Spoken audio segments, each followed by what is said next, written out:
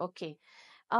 Di mana nak tentukan permohonan harta pusaka hendak dibuat, dia bergantung kepada dua perkara. Satu, nilai keseluruhan harta pusaka si mati.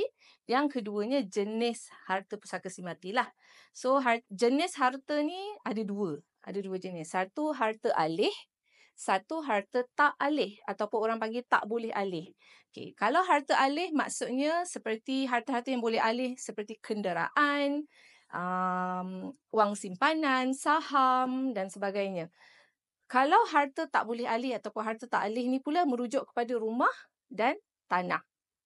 Mengikut jenis harta pusaka yang ditinggalkan oleh si mati, permohonan boleh dibuat di 3 agensi yang berbeza lah. Satu, Amanah Raya. Satu, unit pusaka kecil, JKPTG ataupun mahkamah.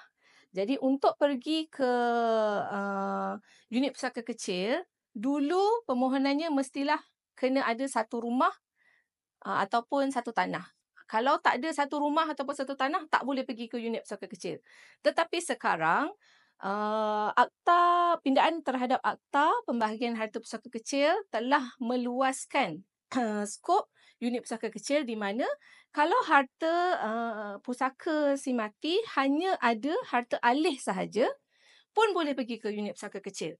Tetapi seperti yang kita cakap di awal tadi, nilai harta pusaka tu pun ada dia punya batas yang tersendirilah. Contoh yang pertama, jika nilai harta pusaka si mati tu bawah 600,000.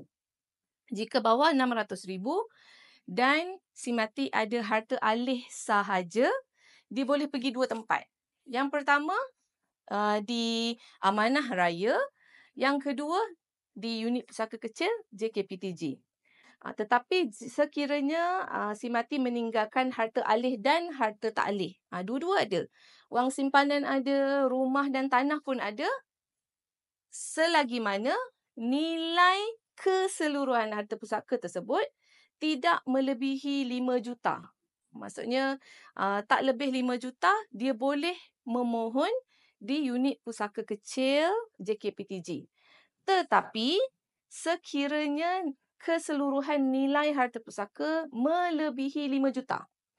Sekiranya melebihi 5 juta, maka permohonan wajib dibuat di Mahkamah Tinggi.